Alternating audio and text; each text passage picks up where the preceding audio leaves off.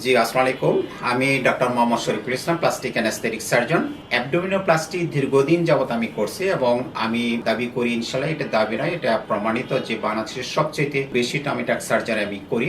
এবং কেন আমার কাছে এত বেশি টামিটাক সার্জারি পেশেন্ট আসে সেটা অবশ্য আপনারা আমার পেজ যদি আপনারা ফলো করেন তাহলে আপনারা বুঝতে পারবেন যে কেন টামিটাক পেশেন্ট আমার কাছে বেশি আসে। আমি টামিটাক অপারেশন করতে করতে আমি নিজস্ব একটা পদ্ধতি ডেভেলপ করেছি এবং অলরেডি এটা আমি পাবলিশ করেছি। আশা করি কোনো এক সময় একটা পাঠ্য বইতে চলে আসবে। আমি এবারও এটাকে প্রেজেন্ট করেছি my new technique abdominoplasty, my 10 year experience নিয়ে আমি করেছি। তো যাই হোক হলো যে আমরা এই টামিটাক সার্জারি আমার বিশেষ পদ্ধতিটা যখন আমি আমার সিনিয়র স্যারদের মাঝে এবং আমার যে জুনিয়র ডাক্তাররা আছে এবং আমার ফিলো কলিগ যারা আছেন তাদের সামনে মোর দেন 500 ডক্টরস মাঝে আমি যখন এটা প্রেজেন্ট করি, আসলে এটা আমি বলে বোঝাতে পারবো না তারা কিভাবে এটা গ্রহণ করেছে। আসলে সবাই এখন পর্যন্ত আমাকে জিজ্ঞেস করে যে আমি এটা কিভাবে করলাম, কিভাবে শিখলাম। অলরেডি কিন্তু আমি আমার রেজাল্ট 7 দিন পরে কেমন রেজাল্ট আমি সেটা আমার টিচারদের এবং আমাদের জুনিয়র ডাক্তারদের যে একটা গ্রুপ আছে প্লাস্টিক সার্জনদের, সেখানে অলরেডি দিয়েছি এবং সবাই আমাকে এনকারেজ করেছে, সবাই আমাকে অভিনন্দন জানিয়েছে। যাই হোক হলো যে অ্যাবডোমিনোপ্লাস্টি আমি কিভাবে করেছি, নতুন টেকনিকটা আমি একটু সংক্ষেপে আগে বলি। আমরা আগে হলো যে নাভিটাকে সম্পূর্ণভাবে ছুটাতাম, দ্যাট ইজ হলে যে এটাকে রিলিজ করে নতুন করে পজিশন করতাম।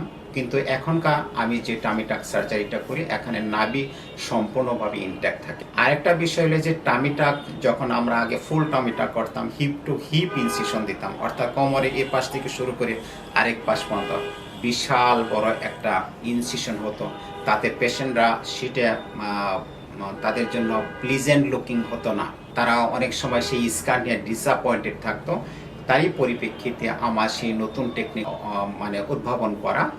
আপনারা যারা সিজার করেন, আমরা আমাদের বাসায় যেটি করি সিজারিয়ান সেকশন, সেই সিজারিয়ান সেকশনে যে ইনসিশন বা যতটুকু দাগ থাকে ঠিক ততটুকু দাগ দিয়ে কিভাবে একটা সম্পূর্ণ টামিটাক সার্জারি করা হয় এবং অদ্ভুত একটা রেজাল্ট আপনারা দেখলেই বুঝতে পারবেন।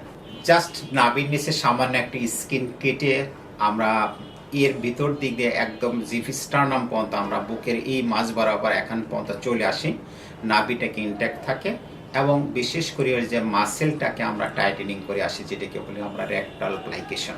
এই রেকটাল প্লাইকেশন করার পরে যখন সামান্য কিছু কেটে থাকে তখন স্কিনটা স্বভাবত লুজ থাকে, তখন ইমিডিয়েট কিন্তু আমরা আমাদের অ্যান্ড্রো লিফটিংয়ের মাধ্যমে, যেটা সম্পূর্ণভাবে নতুন প্রযুক্তি ওয়ার্ল্ডের মধ্যে, আমার মনে হয় যে তুরস্কে যে সার্জন করেছেন তারপরেই আমি এটাকে নিয়ে আসছি আমার বাংলাদেশে।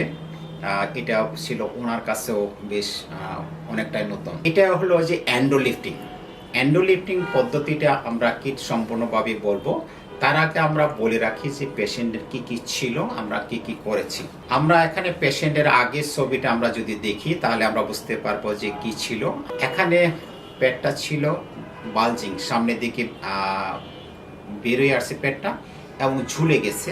দেখবেন যে 1 or 2 প্রেগনেন্সির পরে যেমন হলো যে মাদের বা বোনদের হলো পেটটা ঝুলে যায় এবং বিশেষ করে তলপেটটা ঝুলে যায় এবং যে রেকটাস মাসেলটা থাকে সেটা সরে যায় এবং এটা নিয়ে তারা খুব অস্বস্তিতে থাকে। এনার ক্ষেত্রে সেটা ছিল, ওনার বয়স ছিল 45 বছর বয়স, উনি দিনাজপুর থেকে আসছেন। উনি আসলে আমার চেম্বারে পেশেন্ট, এই চেম্বারে পেশেন্টটাকে নিয়েই আমি সেই প্লাস্টিকন 2026 উপলক্ষে গত 14 তারিখে আমি করেছি অ্যাবডোমিনোপ্লাস্টি।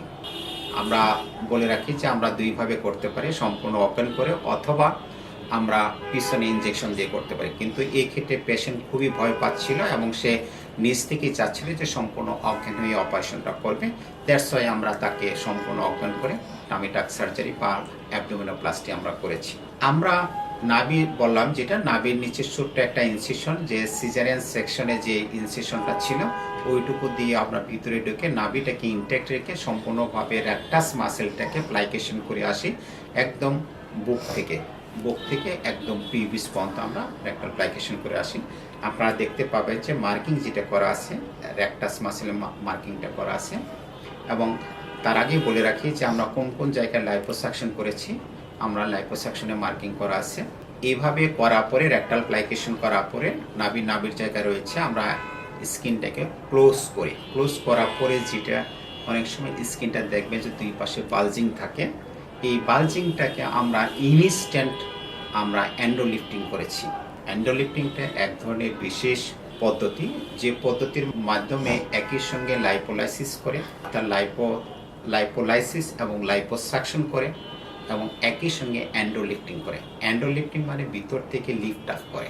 তো অনেকে একটা কোশ্চেন প্রায়ই করে থাকেন যে এই এন্ডোলিফটিং পদ্ধতিটা টেম্পোরারি অর পার্মানেন্ট। আমি বলে রাখি যে ইনস্ট্যান্ট আপনাকে যে রেজাল্টটা দিচ্ছে এটা তো আছেই, তদুপরি আরও ফার্দার 3 মাসে নতুন করে কোলাজেন টিস্যু তৈরি করবে এবং এটা আরও বেশি ফাইব্রোসিস হবে এবং আরও বেশি পার্মানেন্ট রেজাল্ট হবে। অর্থাৎ এই এন্ডোলিফটিং তো ইনস্ট্যান্ট আপনাকে যা রেজাল্ট দিচ্ছে এবং আপনি চিন্তাও করতে পারবেন না যে এটা আরও কত সুন্দর হয়ে যায় পরবর্তী 3 থেকে 6 মাসে একদম স্লিম।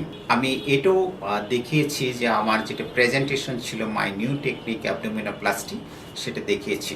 তো আলহামদুলিল্লাহ সবাই এই পদ্ধতিকে খুব ভালো একটা পদ্ধতি হিসেবে আমাকে অভিনন্দন জানিয়েছে এবং আমি গ্রেটফুল যে আমাদের প্লাস্টিকন উদযাপন কমিটিকে আমাকে সেই সুযোগ দেওয়ার জন্য। আমরা যে অ্যাবডোমিনোপ্লাস্টি, লাইপো অ্যাবডোমিনোপ্লাস্টি বা টামি টাক সার্জারি অপারেশনের আগে, অপারেশনের 7 দিন পরে এবং অপারেশনের 15 দিন পরে, ইভেন ফার্দার আরও ভবিষ্যতে পেশেন্ট যখন ফলো আপে আসবে তাদের রেজাল্ট আমি আপনাদেরকে দেখাবো এবং আলহামদুলিল্লাহ I am very much satisfied with the patient result এবং also my patient is very much happy. ভালো থাকবেন, ধন্যবাদ।